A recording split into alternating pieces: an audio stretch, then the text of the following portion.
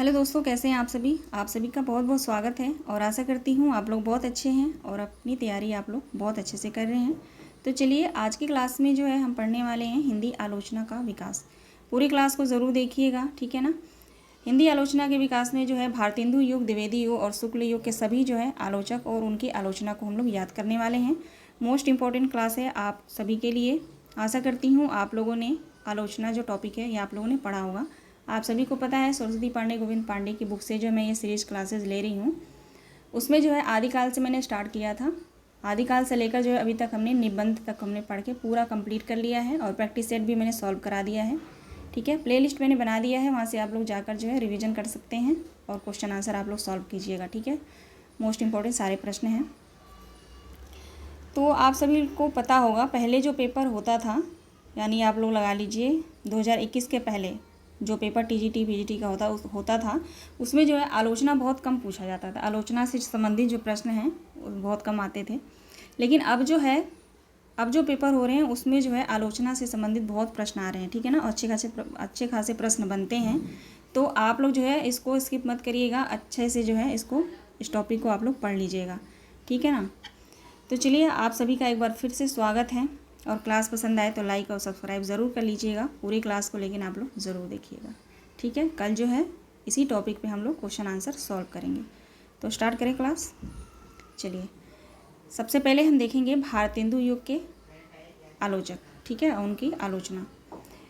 बात करते हैं। भारतेंदु हरिश्चंद्र को आधुनिक हिंदी का प्रथम आलोचक माना जाता है, ठीक है ना। मोस्ट इम्पॉर्टेंट पहले लाइन ही है, भारतेंदु हरिश्चंद्र को जो है आधुनिक हिंदी का प्रथम आलोचक माना जाता है, ये आप लोग ध्यान रखिएगा। आगे देखेंगे आधुनिक हिंदी का प्रथम सैद्धांतिक आलोचना भारतेंदु कृत नाटक को माना जाता है, ठीक है ना। आधुनिक हिंदी का प्रथम आलोचक कौन माने जाते हैं? भारतेंदु हरिश्चंद्र। और आधुनिक हिंदी का प्रथम सैद्धांतिक आलोचना किसको माना जाता है? तो नाटक को माना जाता है, ठीक है। भारतेंदु की रचना है ये नाटक। आगे देखेंगे, नेक्स्ट है डॉक्टर बच्चन सिंह ने लिखा है, भट्ट जी हिंदी के पहले आलोचक हैं और संयोगिता स्वयंवर पर लिखी गई उनकी आलोचना पहली आलोचना है, ठीक है। संयोगिता स्वयंवर किसकी रचना है? लाला श्रीनिवास दास का है। इस पर जो है बालकृष्ण भट्ट ने जो है अपनी आलोचना लिखी थी, सच्ची समालोचना शीर्षक से, ठीक है, जिसको हम आगे पढ़ेंगे। अभी ध्यान रखिएगा, एक एक लाइन जो है मोस्ट इम्पॉर्टेंट है, तो आप लोग ध्यान से पढ़िएगा। बालकृष्ण भट्ट ने सन 1986 में हिंदी प्रदीप में लाला श्रीनिवास दास की संयोगिता स्वयंवर नाटक पर सच्ची समालोचना शीर्षक से आलोचना की थी, ठीक है ना। प्रश्न यहाँ से कई बार पूछा गया है, ठीक है, आगे भी पूछा जा सकता है, तो आप लोग ध्यान रखिएगा। आगे देखेंगे, बालकृष्ण भट्ट को आधुनिक हिंदी में व्यवहारिक आलोचना का जनक माना जाता है, ठीक है। प्रश्न पूछा जा सकता है कि आधुनिक हिंदी में व्यवहारिक आलोचना किसे माना जाता है, आलोचक किसे माना जाता है? तो ध्यान रखिएगा, बालकृष्ण भट्ट को माना जाता है, ठीक है जी। आगे देखेंगे बद्रीनाथ चौधरी, ठीक है। बद्रीनाथ चौधरी प्रेमघन पूरा नाम है इनका, नाम भी आता है, उपनाम भी पूछता है, तो प्रेमघन आप ध्यान रखिएगा, बद्रीनारायण चौधरी प्रेमघन। प्रेमघन ने आनंद कादम्बनी में 1885 ईस्वी में बाबू गदाधर सिंह कृत बंग विजेता नाम से जो है बंगला उपन्यास में हिंदी अनुवाद की आलोचना किया था, ठीक है ना। इस पॉइंट को आप लोग ध्यान रखिएगा। आगे देखेंगे, सन 1986 में बद्रीनारायण चौधरी प्रेमघन ने लाला श्रीनिवास दास की संयोगिता स्वयंवर की आनंद कादम्बनी नाम से जो है आलोचना किया था, ठीक है ना। प्रेमघन ने जो है संयोगिता स्वयंवर पे किस शीर्षक से आलोचना किया था? तो आनंद कादम्बनी। और बालकृष्ण भट्ट का पूछे तो सच्ची समालोचना, ठीक है ना। इन दोनों बातों को आप लोग ध्यान रखिएगा। आगे देखेंगे, आचार्य रामचंद्र शुक्ल ने लिखा है, समालोचना का सूत्र हिंदी में एक प्रकार से भट्ट जी और चौधरी साहब ने किया था। ये कथन आप लोग मोस्ट इम्पॉर्टेंट है, ध्यान रखेंगे, आचार्य रामचंद्र शुक्ल का कथन है, ठीक है ना। कहते हैं समालोचना का सूत्र जो है हिंदी में एक प्रकार से बालकृष्ण भट्ट और चौधरी साहब ने ही किया है। अब हम आते हैं द्विवेदी युग। द्विवेदी युग के देखेंगे, आचार्य महावीर प्रसाद द्विवेदी को हिंदी का प्रथम लोकवादी आचार्य माना जाता है, ठीक है। द्विवेदी युग हम पढ़ रहे हैं, इसमें जो है महावीर प्रसाद द्विवेदी को हिंदी का प्रथम लोकवादी आचार्य माना जाता है, ध्यान रखेंगे। आधुनिक हिंदी आलोचना में तुलनात्मक आलोचना का जनक जो है पदम सिंह शर्मा को माना जाता है। ठीक है, तुलनात्मक आलोचना के जनक कौन है? तो पदम सिंह शर्मा को माना जाता है। आगे देखिएगा, सर्वप्रथम सन 1907 ईस्वी में सरस्वती में पदम सिंह शर्मा ने बिहारी और फारसी कवि सादी की तुलनात्मक आलोचना किया था। ठीक है ना, ध्यान रखिएगा। सन 1907 में जो है सरस्वती पत्रिका में पदम सिंह शर्मा ने बिहारी और फारसी कवि जो सादी हैं उनकी जो है तुलनात्मक आलोचना इन्होंने किया था। आगे देखेंगे, सन 1910 में मिश्र बंधुओं ने प्रसिद्ध आलोचना ग्रंथ हिंदी नवरत्न की रचना की थी। ठीक है, हिंदी नवरत्न किसका है? तो मिश्र बंधुओं का है। ठीक है ना, 1910 में इन्होंने जो है इसका प्रकाशन किया था, ध्यान रखिएगा। आगे देखेंगे, हिंदी नवरत्न में निम्नलिखित कवियों को स्थान दिया गया है। एक तो सबसे पहले बात आप लोग ध्यान रखेंगे कि हिंदी नवरत्न जो यहाँ पे दिया गया है, हिंदी नवरत्न, ये जो है किसका आलोचना है? तो मिश्र बंधुओं का। ठीक है, प्रकाशन वर्ष 1910। तीसरा प्रश्न बनता है कि हिंदी नवरत्न में कितने कवियों को सम्मिलित किया गया था, कितने कवियों को स्थान दिया गया था? ठीक है, तो टोटल 9 कवि। ठीक है ना, टोटल 9 कवि है, यहाँ पे देख सकते हैं। अब वो 9 कौन कौन से हैं हम यहाँ पढ़ेंगे। ठीक है, तुलसीदास, महात्मा सूरदास, कवि देव दत्त यानी देव। चौथे हैं महाकवि बिहारी लाल त्रिपाठी, बंधु भूषण और मतीराम। ठीक है, महाकवि केशवदास, महात्मा कबीरदास, महाकवि चंद्रवरदाई और भारतेंदु हरिश्चंद्र बाबू। ठीक है, ये 9 नाम को आप लोग एकदम रट लीजिएगा, एकदम याद होना चाहिए। यहाँ से बहुत सारे प्रश्न बनते हैं, पूछ देगा कि इनमें से जो है किस कवि को हिंदी नवरत्न में स्थान नहीं दिया गया है। ठीक है, तो आप लोग ध्यान रहे, नाम याद रहेगा तभी तो आप लोग जो है एलिमिनेट कर पाएंगे ना आंसर को, प्रश्न को। ठीक है, अब देखेंगे आगे, हिंदी नवरत्न में मिश्र बंधुओं ने सर्वप्रथम देव बड़े की बिहारी विवाद को लेकर प्रारंभ किया था। ठीक है, हिंदी नवरत्न जो आलोचना है इसमें जो है मिश्र बंधुओं ने सर्वप्रथम देव बड़े हैं या बिहारी बड़े हैं, इस विवाद को लेकर इन्होंने यह प्रारंभ किया था। इसके बाद इन्होंने देव को श्रेष्ठ बताते हुए तुलसी और सूर को समकक्ष स्थान दिया था। ठीक है ना, तो ध्यान रखिएगा, मिश्र बंधुओं ने जो है किसको श्रेष्ठ बताया था? तो देव को श्रेष्ठ इन्होंने बताया है। ठीक है, उनके समकक्ष जो है तुलसी और सूर को इन्होंने, सूरदास को स्थान दिया है। ओके, आगे बढ़ेंगे। इन सभी एक एक लाइन से जो है मैं प्रश्न बनाऊंगी, तो आप लोग प्रश्न सॉल्व करिएगा तो बहुत अच्छे से क्लियर हो जाएगा। ठीक है ना, आगे देखेंगे, देव बड़े की बिहारी विवाद में भाग लेने वाले आलोचक और उनकी कृतियाँ। ठीक है, अब यहाँ पे आपको देखने को मिलेगा कि किस आलोचक ने जो है किसको बड़ा माना है। ठीक है, देव बड़े या बिहारी, किसको जो है किसने देव को बड़ा माना है या किसने बिहारी को माना है? तो सबसे पहले पदम सिंह शर्मा को देखेंगे। आलोचक सबसे पहले पदम सिंह शर्मा जो हैं, इन्होंने बिहारी सतसई आलोचना को तुलनात्मक अध्ययन, ठीक है, इसको जो है पहली आलोचना माना है, और बड़े कवि किसको माना है? बिहारी को माना है। ठीक है ना, ध्यान रखिएगा, पदम सिंह शर्मा ने बड़े कवि किसको माना है? बिहारी को माना है। कृष्ण बिहारी मिश्र ने जो है देव को माना है। लाला भगवान दीन ने जो है बिहारी को माना है। तो ऐसे आप याद कर लीजिएगा, पदम सिंह शर्मा, कृष्ण, लाला। ठीक है, पदम सिंह शर्मा ने कृष्ण बिहारी को, पदम सिंह शर्मा ने कृष्ण को लेकर लाला भगवान दीन के घर गए। तो ऐसे सीक्वेंस में याद हो जाएगा। उसके बाद जो है देव बड़े की बिहारी में यहाँ पे जो है, यहाँ जो मैं कह रही हूँ इसको बिहारी देव बिहारी ऐसे याद कर लीजिएगा। पहले बिहारी हैं, फिर देव हैं, फिर बिहारी हैं, वरना आपको जब आप पढ़ोगे तो आपको लगेगा कि आपको याद हो गया, लेकिन बाद में इसमें कन्फ्यूजन बहुत होता है। ठीक है ना, तो 3 ही हैं, तो आसानी से आप लोग याद कर लीजिएगा। ठीक है, देखिएगा यहाँ पे कृष्ण बिहारी मिश्र ने जो है पहले देव फिर बिहारी, भगवान लाला भगवान दी ने पहले बिहारी फिर देव, इसी हिसाब से यहाँ पे दिया हुआ है। इसको भी आप अगर याद कर लेते हैं यहाँ से इतना, तब भी आप जो है पकड़ लेंगे आंसर को, है ना। अब देखेंगे हम आगे, द्विवेदी युग में रीतिकालीन लक्षण ग्रंथों की परंपरा में प्रकाशित होने वाले शास्त्रीय ग्रंथ यहाँ पे जो है दिए गए हैं, जिनको हम पढ़ेंगे। ठीक है, ध्यान रखिएगा, द्विवेदी युग में रीतिकालीन, ठीक है, रीतिकालीन लक्षण ग्रंथों की परंपरा को लिए हुए जो है इन्होंने यहाँ पे प्रकाशित जो आलोचना है उसको जो है यहाँ पे दिया गया है। ठीक है, देखेंगे, ज्वाला स्वरूप का है रुद्र पिंगल। अब इसको याद कैसे रखेंगे आप? देखिए यहाँ पे ज्वाला स्वरूप है ना, ज्वाला, ज्वाला से मतलब जलन है ना। जब कोई ज्वाला में कोई जलता है तो रुद्र है ना, बौखला जाता है, रुद्र रूप जो है धारण कर लेता है, तो रुद्र पिंगल ऐसे भी याद कर सकते हैं। या तो यहाँ पे स्वरूप दिया है और रुद्र दिया है, तो इसको भी आप लोग रूप रुद्र, स्वरूप का लास्ट जो है वर्ड पकड़ेंगे रूप, और रुद्र का, रुद्र पिंगल का पहला रुद्र, ठीक है ना। तो इससे भी आप लोग याद कर सकते हैं। उसके बाद है प्रताप नारायण सिंह। प्रताप नारायण सिंह का है रस सुकुमार। रस सुकुमार कौन है? प्रताप नारायण सिंह है, ठीक है ना।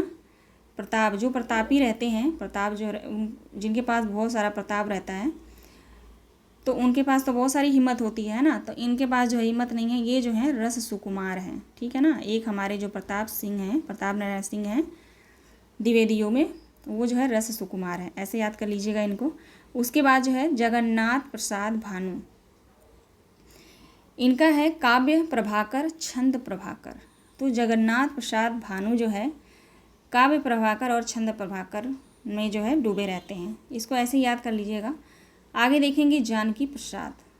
जानकी प्रसाद का है काव्य सुधाकर। जानकी प्रसाद जो है हमेशा अपने काव्य में जो है सुधार करते रहते हैं, ऐसे याद करिएगा। जानकी प्रसाद, हमारे गांव में जानकी प्रसाद हैं, वो जो है एक लेखिका हैं, वो अपने काव्य में हमेशा सुधार करती रहती हैं, तो काव्य सुधाकर है ना, ऐसे याद करिएगा। उसके बाद है कविराज मुरारी दीन। कविराज मुरारी दीन का है जसवंत जसो भूषण, इसको ऐसे याद कर लीजिएगा, कविराज मुरारी दान, सॉरी दीन बोल रही थी मैं, दान है, तो जसवंत जसो भूषण। आगे है जगन्नाथ दास रत्नाकर, ठीक है। जगन्नाथ दास रत्नाकर का है घनाक्षरी नियम रत्नाकर, ठीक है, इसको तो आप पहचान लेंगे क्योंकि रत्नाकर लगा हुआ है। लाला भगवान दीन का देखेंगे अलंकार मंजूषा, व्यंगार्थ मंजूषा, कई बार पूछा गया है, ये भी मुझे लगता है आप लोगों को पता है, ठीक है, बहुत अच्छे से। सीताराम शास्त्री, आप उन रचनाओं को ज़्यादा फोकस करिएगा जो अभी तक पूछा नहीं गया है, ठीक है। पिछली बार ऐसे ही हुआ था, 2021 का जो पेपर हुआ था, तो उसमें ऐसे ही सारे प्रश्न आए थे, ठीक है। कुछ प्रश्न डीप भी थे और कुछ प्रश्न ऐसे थे जिनको हमने छोड़ दिया था, है ना। तो आप लोग मेरी बात ज़रूर मानिएगा, उन प्रश्नों उन रचनाओं और जो रचनाकार हैं उनको आप लोग ध्यान दीजिएगा, जो अभी तक बहुत कम पूछे गए हैं या पूछे ही नहीं गए हैं, ठीक है। तो सीताराम शास्त्री का है साहित्य सिद्धांत। सीताराम शास्त्री जो है ये तो एक शास्त्री हैं, सीताराम, ये जो है अपने शास्त्रों पे हमेशा चलते रहते हैं, इसलिए जो है इनका सिद्धांत, साहित्य एक सिद्धांत है, ठीक है। कन्हैयालाल पोद्दार, कन्हैयालाल पोद्दार, काव्य कल्पद्रुम, रस मंजरी, अलंकार मंजरी, ठीक है। कन्हैयालाल पोद्दार का है काव्य कल्पद्रुम, रस मंजरी और अलंकार मंजरी, ध्यान रखिएगा। आगे है अर्जुन दास केडिया। अर्जुन दास केडिया का है भारती भूषण, ठीक है, भारती भूषण है। अयोध्या सिंह उपाध्याय का है रस कलश, ये सबको सभी को पता होगा। आगे है सुखदेव बिहारी मिश्र, साहित्य पारिजात। साहित्य पारिजात किसका है? सुखदेव बिहारी मिश्र का है। बिहारी लाल भट्ट का क्या है? साहित्य सागर, ठीक है। तो यहाँ पे ध्यान रखिएगा, सुखदेव बिहारी मिश्र, ठीक है, इनका है साहित्य पारिजात, क्लियर रखिएगा। और बिहारी लाल भट्ट जो हैं उनका है साहित्य सागर।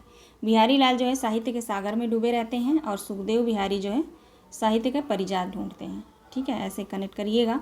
आगे देखते हैं विश्वनाथ प्रसाद मिश्र, इनका है काव्यांग कौमुदी, ये भी आपको याद होगा, बहुत बार पूछा गया है ये, ठीक है। लेकिन इन दोनों को आप लोग खास करके ध्यान रखिएगा यहाँ पे जो मैंने बताया। आगे है रामदहीन मिश्र, इनका है काव्य दर्पण। रामदहीन मिश्र जो है हमेशा काव्य के दर्पण में अपने आप को देखते रहते हैं, ठीक है। आगे देखेंगे जगन्नाथ दास रत्नाकर ने पोप के एसे ऑन क्रिटिसिज्म का पद्यात्मक अनुवाद समालोचना दर्श शीर्षक से किया था, ठीक है ना। मोस्ट इम्पॉर्टेंट क्वेश्चन है, ध्यान रखिएगा। रत्नाकर ने जो है पोप जो है लेखक हैं उनका है एसे ऑन क्रिटिसिज्म का, इन्होंने जो है जगन्नाथ ने जो है पद्यात्मक अनुवाद किया था, किस शीर्षक से? तो समालोचना दर्श से, ठीक है, समालोचना दर्शन नहीं, ध्यान रखिएगा, समालोचना दर्श। आगे देखेंगे हिंदी में शोध एवं अनुसंधान परक समीक्षा का विकास नागरी प्रचारणी पत्रिका के प्रकाशन से माना जाता है। ठीक है, मोस्ट इम्पॉर्टेंट है, पूछा जा सकता है कि हिंदी में शोध एवं अनुसंधान परक समीक्षा का विकास किस पत्रिका के प्रकाशन से माना जाता है, तो आप लोग ध्यान रखिएगा नागरी प्रचारणी पत्रिका के प्रकाशन से। ठीक है, आगे देखेंगे 1921 ईस्वी में सर्वप्रथम काशी हिंदू विश्वविद्यालय में परानास्तक एमए, ठीक है, परानास्तक को एमए भी कहते हैं, एमए के पाठ्यक्रम में हिंदी को स्थान दिया गया था। ठीक है, मोस्ट इम्पॉर्टेंट प्रश्न है, ध्यान रखिएगा। सबसे पहले जो है हिंदी को कब स्थान दिया गया था, तो 1921 ईस्वी में जो है सर्वप्रथम काशी हिंदू विश्वविद्यालय में जो है एमए के पाठ्यक्रम में हिंदी को स्थान दिया गया था। ठीक है ना, तो ऐसे प्रश्न जो है बनने के ज़्यादा चांस होते हैं, तो ध्यान दीजिएगा आप लोग। आगे देखेंगे 1921 में काशी हिंदू विश्वविद्यालय में प्रथम बार हिंदी अध्यापक के रूप में कौन चुने गए थे, किन की नियुक्ति हुई थी, तो ध्यान रखिएगा बाबू श्याम सुंदर दास की नियुक्ति हुई थी।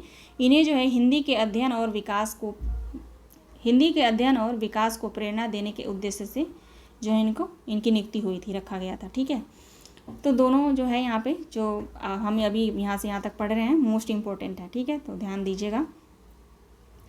आगे देखते हैं डॉक्टर श्याम सुंदर दास के मार्गदर्शन में पीताम्बर दत्त वर्तवाल ने हिंदी का प्रथम शोध हिंदी काव्य में निर्गुण संप्रदाय शीर्षक से लिखा था। आप देखिए यहाँ पे कन्फ्यूजन क्या होता है, अगर पूछेगा कि 1921 में काशी हिंदू विश्वविद्यालय में प्रथम बार हिंदी अध्यापक के रूप में किसकी नियुक्ति हुई थी, तो श्याम सुंदर दास का। ठीक है, ये तो हो गया। अब यहाँ पे पूछ सकता है कि किसके निर्देशन में जो है किसने हिंदी का प्रथम शोध, या यहीं से लीजिए हिंदी का प्रथम शोध हिंदी काव्य में निर्गुण संप्रदाय शीर्षक से किसने लिखा था, तो आप लोग जो है श्याम सुंदर दास को ही लगा देंगे, क्योंकि ध्यान रहेगा कि हिंदी का अध्यापक जो है इनको ही पहले चुना गया था, है ना, हिंदू विश्वविद्यालय में। तो आप लोग इस बात को ध्यान रखिएगा कि इनके निर्देशन में, इनके मार्ग निर्देशन में, यानी श्याम सुंदर के मार्ग निर्देशन में जो है पीताम्बर दत्त वर्तवाल ने ये काम किया था। ठीक है ना, पीताम्बर दत्त वर्तवाल ने जो है हिंदी का प्रथम शोध किया था। ठीक है, आगे देखेंगे। नेक्स्ट है हिंदी में एकेडमिक आलोचना अध्यापकीय आलोचना का सूत्रपात बाबू श्याम सुंदर दास ने किया था। ठीक है, ये भी क्वेश्चन मोस्ट इम्पॉर्टेंट है। हिंदी में एकेडमिक आलोचना का जो है सूत्रपात किसने किया था, तो श्याम सुंदर दास ने किया था। ठीक है, आगे देखेंगे श्याम सुंदर दास की प्रमुख आलोचनात्मक रचनाएं। अब ये सारे जो है यहाँ पे आलोचनात्मक रचनाएं इनकी दी गई हैं। पहला है साहित्यालोचन 1922, भाषा विज्ञान 1923, हिंदी भाषा का विकास 1924, हिंदी भाषा और साहित्य 1930, रूपक रहस्य 1931, भाषा रहस्य 1935। देखिए मुझे ये बहुत अच्छे से याद है, इतनी बार मैं इसको पढ़ चुकी हूँ ना, तो मैं आँख बंद करके कहीं भी बता सकती हूँ इसको मैं। ठीक है, तो आप लोग ऐसे ही सीक्वेंस में ही याद करिएगा। ठीक है, साहित्य आलोचना, भाषा विज्ञान, साहित्य आलोचना, साहित्य की आलोचना कहाँ हुआ, भाषा विज्ञान में हुआ। फिर भाषा विज्ञान के आगे हम बढ़े तो हिंदी भाषा का विकास वहाँ पे हुआ। ठीक है, हिंदी भाषा का विकास होने के बाद जो है हिंदी भाषा और साहित्य को उसमें शामिल किया गया, हिंदी भाषा और साहित्य को उसमें शामिल किया गया। फिर रूपक रहस्य, उनके रूपक रहस्य को हमने जाना, फिर भाषा, उसके जो है हमने भाषा के रहस्य को जान लिया। ऐसे ही सीक्वेंस में आप लोग जो है इनका प्रकाशन वर्ष याद करेंगे, 22, 23, 24।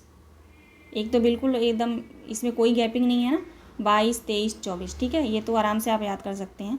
उसके बाद है 24 के बाद 25, 26, 27, 28, 29, 30, है ना, 6 इसमें मिक्स कर देंगे आप लोग, मिक्स कह रही हूँ, प्लस कर देंगे। 6 आप प्लस करेंगे तो कितना हो जाएगा, 30 हो जाएगा, 30। 1 प्लस करेंगे 31। ठीक है, फिर 4 प्लस कर देंगे तो 35। तो ऐसे जो है इसको दिमाग में बिठा के आप लोग याद कर लीजिएगा प्रकाशन वर्ष। प्रकाशन वर्ष इसका मोस्ट इम्पोर्टेंट है, मिलान के लिए क्वेश्चन आता है। ठीक है, अब हम आएंगे शुक्ल युग के विशुद्ध आलोचना के बारे में पढ़ेंगे, यानी शुक्ल युग की आलोचना हम पढ़ेंगे। ठीक है, देखेंगे शुक्ल युग हम पढ़ रहे हैं तो सबसे पहले आचार्य रामचंद्र शुक्ल का नाम ही आएगा। आचार्य रामचंद्र शुक्ल की प्रथम सैद्धांतिक आलोचना काव्य में रहस्यवाद है। ठीक है, ध्यान रखिएगा, आचार्य रामचंद्र शुक्ल का प्रथम सैद्धांतिक आलोचना कौन सा है, तो काव्य में रहस्यवाद। प्रकाशन वर्ष देखिएगा 1929। ठीक है, निबंध को माना जाता है। ठीक है ना, निबंध है ये, इसको जो है आलोचना माना जाता है प्रथम सैद्धांतिक। ठीक है, आगे देखेंगे आचार्य रामचंद्र शुक्ल की प्रमुख आलोचनात्मक कृतियाँ निम्न हैं। पहला कौन सा है? गोस्वामी तुलसीदास, जायसी ग्रंथावली, भ्रमर गीत सार, रस मीमांसा। यहाँ पे जो है 4 है, ठीक है ना, ध्यान रखिएगा। आचार्य रामचंद्र शुक्ल के प्रमुख जो है आलोचनात्मक कृतियाँ कौन कौन सी हैं? तो गोस्वामी तुलसीदास है, जायसी ग्रंथावली है, भ्रमर गीत सार है और रस मीमांसा है, ठीक है ना। तो इनको आप लोग ध्यान रखिएगा। प्रकाशन वर्ष देखिएगा, गोस्वामी तुलसीदास का है 1923, 1924, 25, 49। ये भी आसान है, प्रकाशन वर्ष 23, 24, 25 और 49। आगे बढ़ेंगे, आगे देखते हैं रस मीमांसा आचार्य रामचंद्र शुक्ल की सैद्धांतिक आलोचना है, ठीक है ना। ध्यान रखिएगा, सैद्धांतिक आप लोग जरूर ध्यान रखिएगा। सैद्धांतिक आलोचना पूछा जाए तो रस मीमांसा है इनका, ठीक है। और यहाँ पे प्रथम सैद्धांतिक आलोचना अगर पूछा जाए तो काव्य में रहस्यवाद है, ठीक है। दोनों बातों को आप ध्यान रखेंगे। प्रथम सैद्धांतिक आलोचना काव्य में रहस्यवाद, और सिर्फ सैद्धांतिक आलोचना अगर पूछा जाता है तो रस मीमांसा है। इन दोनों बातों को आप लोग ध्यान रखिएगा, ठीक है। बाकी मैं प्रश्न बनाऊंगी इस पर, तो अच्छे से क्लियर हो जाएगा, ठीक है ना। और आप लोग टेलीग्राम चैनल पे ज्वाइन हो जाइएगा, वहाँ पे मैं जो वीडियो अपलोड कर दूँगी, ठीक है। और क्वेश्चन आंसर का भी PDF वहाँ पे मैं दे दूँगी विद आंसर के साथ, ठीक है। आगे देखते हैं, आचार्य रामचंद्र शुक्ल ने आलोचना के क्षेत्र में विरुद्धों का सामंजस्य सिद्धांत का प्रवर्तन किया था, ठीक है। ध्यान रखिएगा, विरुद्धों का सामंजस्य सिद्धांत का प्रवर्तन किसने किया था? तो आचार्य रामचंद्र शुक्ल ने किया था आलोचना के क्षेत्र में, ठीक है। आचार्य रामचंद्र शुक्ल आनंद की अभिव्यक्ति के आधार पर काव्य के 2 विभाग करते हैं, ठीक है। ध्यान रखिएगा, आनंद की अभिव्यक्ति के आधार पर काव्य के 2 विभाग करते हैं। कौन करते हैं? आचार्य रामचंद्र शुक्ल, ठीक है ना। यहाँ से भी क्वेश्चन पूछा जा सकता है, ठीक है। तो पहला देखेंगे हम यहाँ पे, आनंद की साधना अवस्था या प्रयत्न पक्ष को लेकर चलने वाले, जैसे रामचरितमानस, पद्मावत का उत्तरार्ध भाग, ठीक है, हमीर रासो, पृथ्वीराज रासो, छत्रप्रकाश इत्यादि प्रबंध काव्य हैं, ठीक है। और दूसरे में इन्होंने क्या लिखा है? दूसरा है आनंद की सिद्धावस्था या उपभोग पक्ष को लेकर चलने वाले, जैसे सूरसागर, कृष्ण भक्ति कवियों की पदावली। सूरसागर पहला है, सूरसागर कृष्ण भक्त कवियों की पदावली, बिहारी सतसई, रीति काल के कवियों की फुटकल श्रृंगारिक पद्य, रास पंचाध्यायी इत्यादि वर्णनात्मक काव्य हैं, ठीक है। तो यहाँ पे मोस्ट इम्पॉर्टेंट है, ये ध्यान रखिएगा। सबसे पहले तो यही ध्यान रखिएगा कि आचार्य रामचंद्र शुक्ल ने आनंद की अभिव्यक्ति के आधार पर जो है काव्य के कितने विभाग करते हैं? तो 2 विभाग, ठीक है। अब विभाग के अंदर से पूछा जाए कि इनमें कौन कौन से जो है इन्होंने रचनाओं का नाम दिया है, तो इनका ध्यान रखेंगे आप लोग, ठीक है। आगे हम बढ़ेंगे, आगे देखते हैं, आचार्य रामचंद्र शुक्ल ने अंग्रेजों के निम्न रचनाओं का हिंदी में अनुवाद किया था, ठीक है। अब यहाँ पे हम देखेंगे कि आचार्य रामचंद्र शुक्ल ने जो अंग्रेजों द्वारा जो रचनाएं हैं उनका हिंदी में अनुवाद इन्होंने किस नाम से किया था, ठीक है। सबसे पहले मूल लेखक का नाम देखेंगे। एडिशन का है एसेज ऑन इमेजिनेशन, ठीक है, एसेज ऑन इमेजिनेशन। इसका जो है हिंदी रूपांतरण इन्होंने किस नाम से किया था? कल्पना का आनंद, ठीक है। ध्यान रखिएगा, पूछा जा सकता है और मैं खुद पूछूंगी क्वेश्चन बना के, ठीक है। अब साहित्य नाम से किसका किया था? लिटरेचर। साहित्य नाम से जो है लिटरेचर का हिंदी अनुवाद इन्होंने साहित्य नाम से किया था। ये तो अच्छे से आप लोग जान जाएंगे लिटरेचर। उसके बाद हिंदी किसका है ये? तो जॉन हेनरी न्यूमैन का है। लिटरेचर किसका है? तो जॉन हेनरी न्यूमैन का है। अब प्ले लिविंग हाई किंथिंग का जो है आदर्श जीवन नाम से जो है इन्होंने अनुवाद किया था हिंदी में। प्ले लिविंग हाई किंथिंग किसका है? तो जॉन हेनरी न्यूमैन का है, ठीक है ना। दोनों जो है लिटरेचर और प्ले लिविंग हाई थिंकिंग जो है दोनों जॉन हेनरी न्यूमैन का है, ठीक है। देखेंगे विश्व प्रपंच नाम से जो हिंदी रूपांतरण किया था उसका जो है अंग्रेजी नाम जो है क्या था? रिडल ऑफ द यूनिवर्स, ठीक है, रीडर ऑफ द यूनिवर्स किसका है? हैकल का है। ठीक है, तो दिमाग में बिठा के आप लोग रखिएगा, मोस्ट इम्पॉर्टेंट है यहाँ पे। आगे देखेंगे, जयशंकर प्रसाद ने काव्य और कला तथा निबंध, काव्य और कला तथा अन्य निबंध, ये मैंने निबंध में आपको पढ़ाया था कि जयशंकर प्रसाद का कौन सा निबंध है। ठीक है, तो यही था, काव्य और कला तथा अन्य निबंध में कुछ आलोचनात्मक निबंध लिखे हैं। ठीक है, ये जो इनका निबंध है काव्य और कला तथा अन्य निबंध, इसमें जो है कुछ आलोचनात्मक निबंध इन्होंने लिखा है। देखते हैं, जयशंकर प्रसाद ने लिखा है, काव्य आत्मा की संकल्पनात्मक अनुभूति है, आत्मा की मनन शक्ति की वह असाधारण अवस्था जो श्रेय सत्य को उसके मूल चारुत्व में सहसा ग्रहण कर लेती है। ठीक है, काव्य में संकल्पनात्मक अनुभूति कही जा सकती है। ठीक है, ये डेफिनेशन जो है आप लोग, कथन जो है ध्यान रखिएगा, जयशंकर प्रसाद का है। ठीक है ना, और किसमें कहा गया है, किस निबंध में जयशंकर प्रसाद ने कहा है, तो काव्य कला और हिंदी अन्य निबंध। ठीक है ना, इसमें जो इन्होंने आलोचना किया है। आगे देखते हैं, सुमित्रा नंदन पंत का है। सुमित्रा नंदन पंत को प्रथम छायावादी कवि, ये जो है प्रथम छायावादी कवि माने जाते हैं, सभी को पता है, जिन्होंने छायावादी कविता के बचाव में आलोचना लिखी थी। इन्होंने जो है छायावादी कविता के बचाव में आलोचना लिखी थी। ये भी एक प्रश्न बन सकता है कि किस लेखक ने जो है छायावादी कविता के बचाव में जो है आलोचना लिखी थी, तो सुमित्रा नंदन पंत हैं। ठीक है, प्रथम छायावादी कवि भी हैं। देखते हैं क्या लिखा था इन्होंने। सुमित्रा नंदन पंत के पल्लव के प्रवेश को छायावाद का घोषणा पत्र माना जाता है। ठीक है, छायावाद का घोषणा पत्र किसे माना जाता है? पल्लव को। यहाँ पे देखेंगे, पंत के अनुसार कविता हमारे परिपूर्ण क्षणों की वाणी है। ठीक है, ये किसके अनुसार है कथन? तो सुमित्रा नंदन पंत के। पंत की अन्य आलोचना, अब यहाँ पे जो है इनकी आलोचना दी गई है। पहला है गद्य पद्य, शिल्प और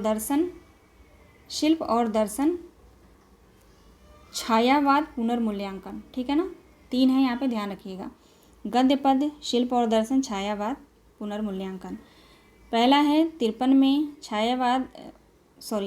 गद्य पद है 53 में, शिल्प और दर्शन है 61 में, छायावाद पुनर्मूल्यांकन है 65 में। ठीक है, तो 53, 61, 65। आगे देखते हैं, सूर्यकांत त्रिपाठी निराला ने लिखा है, कविता परिवेश की पुकार है। ये जो है कविता परिवेश की पुकार है, किसने लिखा? सूर्यकांत त्रिपाठी निराला ने। और कविता हमारे परिपूर्ण क्षणों की वाणी है, सुमित्रा नंदन पंत ने। ठीक है, दोनों को ध्यान रखेंगे। सूर्यकांत त्रिपाठी निराला की प्रमुख आलोचनात्मक कृतियाँ यहाँ पे दी गई हैं, देखेंगे। रविंद्र कविता कानन, इनका है रविंद्र कविता कानन, पंत और पल्लव।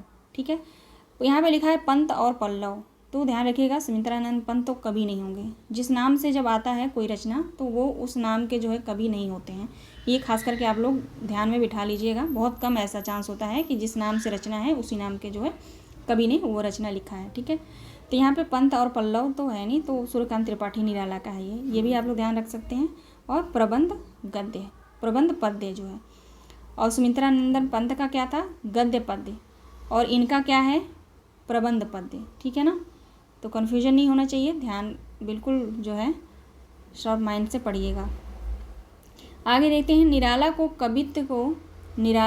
कवित्व को हिंदी का जातीय छंद कहा जाता है। ठीक है, निराला, सूर्यकांत त्रिपाठी निराला को जो है हिंदी का जातीय छंद भी कहा जाता है इनकी कविता को। ठीक है ना, कविता यहाँ पे लिखा है, हिंदी का जातीय छंद भी कहा जाता है। ठीक है, आगे देखते हैं, कविता नहीं रचना है इनका, कवित्व को। ठीक है, आगे देखते हैं, आचार्य रामचंद्र शुक्ल ने अनुवर्ती अन्य आलोचक, यहाँ पे जो है निम्न है, देखते हैं।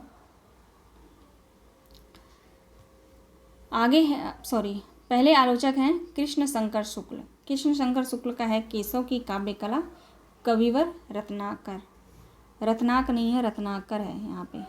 ठीक है, कविवर रत्नाकर। ठीक है, इन्होंने आलोचना किस पे किया है? तो केशव की काव्य कला और कविवर रत्नाकर।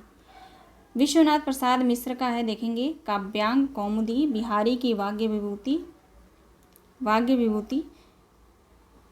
तीसरा है बिहारी, तो ठीक है ना, ऐसे ध्यान रखिएगा, काव्य कौमुदी और बिहारी की वाग्य विभूति, फिर आगे बिहारी है। ठीक है, तो वांग्य विमर्श, गोसाई तुलसीदास, हिंदी में नाट्य साहित्य का विकास। ठीक है, आसानी से याद हो जाएगा, ज़्यादा दिक्कत नहीं होगी, आराम से याद कर लीजिएगा आप लोग। रामकृष्ण शुक्ल का है प्रसाद की नाट्यकला। ठीक है, राम का जो है नाट्यकला अगर हम देखने जाते हैं तो प्रसाद मिलता है ना, तो प्रसाद की नाट्यकला रामकृष्ण शुक्ल का। और कृष्ण शंकर शुक्ल का क्या था, केशव का काव्य कला और कविवर रत्नाकर। ब्रजरत्न दास का देखेंगे हिंदी नाट्य साहित्य, इनका क्या है, ब्रजरत्न दास का हिंदी नाट्य साहित्य। राम कुमार वर्मा कबीर का रहस्यवाद, राम कुमार वर्मा जो है कबीर का रहस्यवाद देखते हैं। जनार्दन मिश्र का है विद्यापति, जनार्दन मिश्र का जो आलोचना कृति है विद्यापति। कृष्णानंद गुप्त, कृष्णानंद गुप्त का है प्रसाद जी के दो नाटक। प्रसाद जी के दो नाटक किसने लिखे थे, कृष्णानंद गुप्त ने। ठीक है, आलोचना किया इन्होंने इस पे। आगे है अखौरी गंगा प्रसाद, अखौरी गंगा प्रसाद पद्माकर की काव्य साधना। अब ये नाम देखिए अखौरी गंगा प्रसाद, अगर आप ध्यान से पढ़े रहेंगे तभी तो आपको याद रहेगा। अगर ये पूछ लिया कि पद्माकर की काव्य साधना और ऑप्शन में रहा कृष्णानंद गुप्त, जनार्दन मिश्र, रामकुमार वर्मा और अखौरी गंगा प्रसाद, तो पद्माकर की काव्य साधना ये आपको लगेगा कि आपने पढ़ा है, लेकिन इस ऑप्शन पे आपकी नज़र नहीं जाएगी। अगर आपने ध्यान से अगर नहीं पढ़ा है तो इस ऑप्शन पे आपका ध्यान नहीं जाएगा, सोचेंगे ये कौन से राइटर हैं, अखौरी गंगा प्रसाद।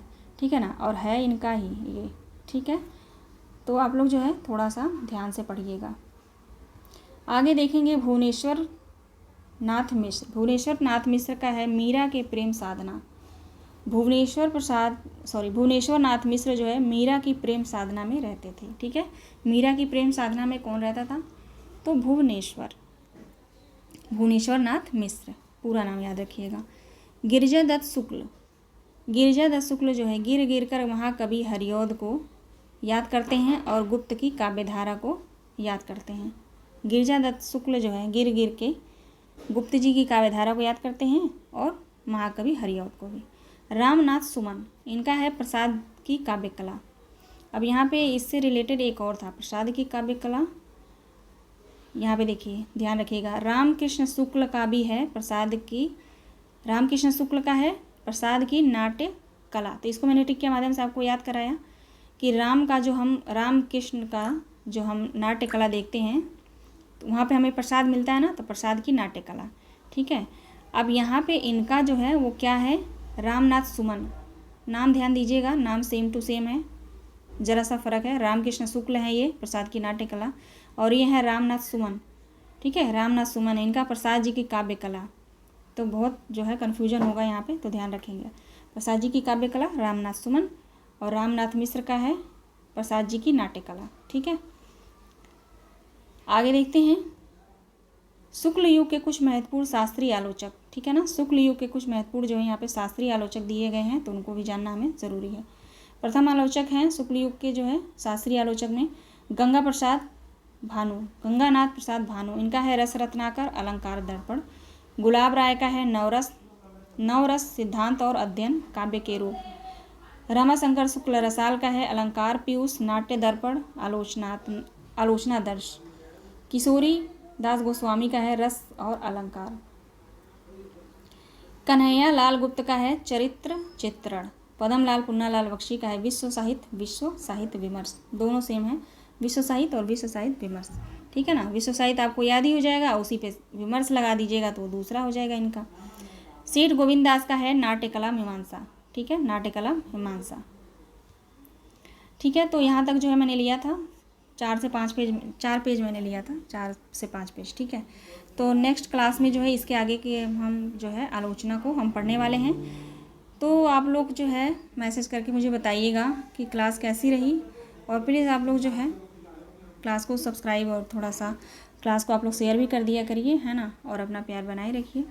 मिलते हैं नेक्स्ट वीडियो में। आप सभी लोग अपना ध्यान रखिएगा और पढ़ाई करते रहिएगा। ठीक है।